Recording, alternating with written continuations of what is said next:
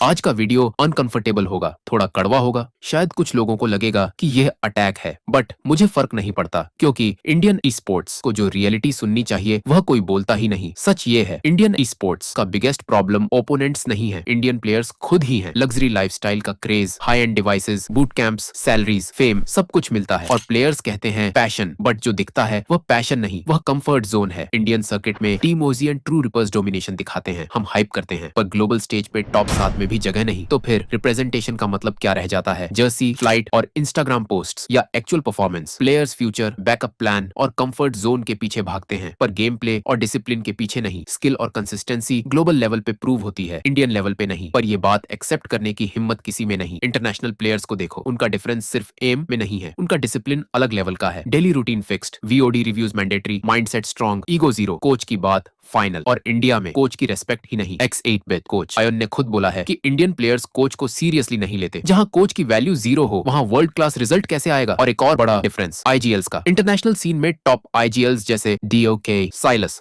Rosemary, ये लोग सिर्फ सोचते नहीं, ये परफॉर्म करते हैं। ये आईजीएल होके भी global MVP level game play दिखाते हैं। Shot calling plus fragging, leadership plus aggression. ये लोग सिर्फ रोटेशन बुक्स नहीं पढ़ते, ग्राउंड पे एग्जीक्यूशन दिखाते हैं। और इंडिया में आईजीएल का मतलब बस रोटेशन, सेफ प्ले और स्ट्रेटजीज के नाम पे studies. Bro wake up, strategy तब काम करती है जब तुम बैटलफील्ड पर परफॉर्म भी करो। इंटरनेशनल आईजीएल्स टीम को कैरी करते हैं, हमारे आईजीएल्स बस टीम को रोटेट करवा के शांति से बैठ जाते हैं। ये माइंडसेट कब चेंज होगा? इंडिया को ग्लोबल एक्सपीरियंस चाहिए और इसीलिए गोल्डन मैन मावी और क्लच गॉड जैसे प्लेयर्स की इंपॉर्टेंस और भी बढ़ जाती है। ये लोग सिर्फ गेम प्ले नहीं, global pressure, rotations, clutch movements सब देख चुके हैं। इनका एक्सपीरियंस प्राइसलेस है, बट अगर उन्हें सुनने वाला ही कोई नहीं तो फिर ग्रोथ कैसे होगी? सीन में एक्सपीरियंस को वैल्यू देना भी एक क्वालिटी होती है जो अब कहीं खो गई है। और हाँ, पबजी और बीजीएमआई में डिफरेंस है। मेटा अलग, स्क्रिम्स अलग, पेस अलग। क्राफ्टन को भी इंप्रूवमेंट्स करने चाहिए ताकि ग्लोबल गैप कम हो, बट इस सब को एक्सक्यूज बनाना बंद करो, क्योंकि खुद को बचाने के लिए एक्सक्यूजेस बनाना ग्रोथ को रोकता है। जब तुम टॉप प्लेयर बने थे तब तुम्हारे पास ना हाई एंड डिवाइस था, ना ऐसी बूट कैंप, ना 120 एफपीएस, ना सैलरीज, ना स्टाफ, सबसे ज्यादा तो पेरेंट सपोर्ट भी नहीं था। लेकिन तब तुम्हारे पास हंगर थी, हार्डवर्क था, डिसिप्लिन था, और वही तुम्हें टॉप तक ले गया। तो आज जब तुम्हारे पास सब कुछ मिल चुका है, best devices, best boot camps, best internet, salaries, coaches, staff, तो ग्लोबल स्टेज पे परफॉर्म करने में प्रॉब्लम क्या है? फैसिलिटीज बढ़ गई पर हंगर कहीं लॉस्ट हो गई। इंडिया में बूट कैंप कंफर्ट जोन बन गया है, आसान लाइफ, ऐसी रूम, इंस्टाग्राम लाइव्स, और प्लेयर्स को लगता है कि बस बूट कैंप आ गए मतलब प्रो बन गए। रियलिटी ये है कि बूट कैंप से इंप्रूवमेंट नहीं होती,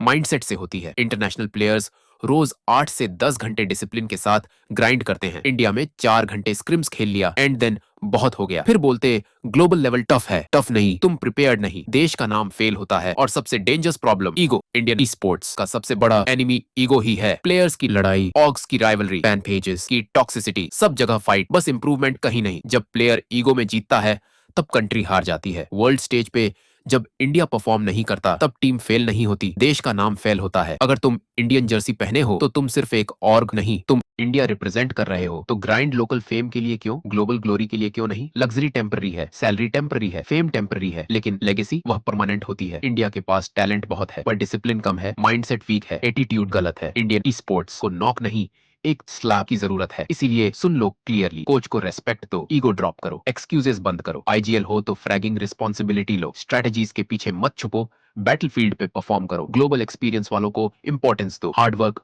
और डिसिप्लिन वापस लाओ। ग्राइंड लग्जरी के लिए नहीं, ग्लोबल स्टेज के लिए करो। गेम का रेस्पेक्ट रखो, जर्सी का रेस्पेक्ट रखो। इंडियन ई स्पोर्ट्स राइज करेगा, लेकिन तब जब इंडियन प्लेयर्स वेकअप करेंगे, और वह वक्त अभी है, राइट नाउ।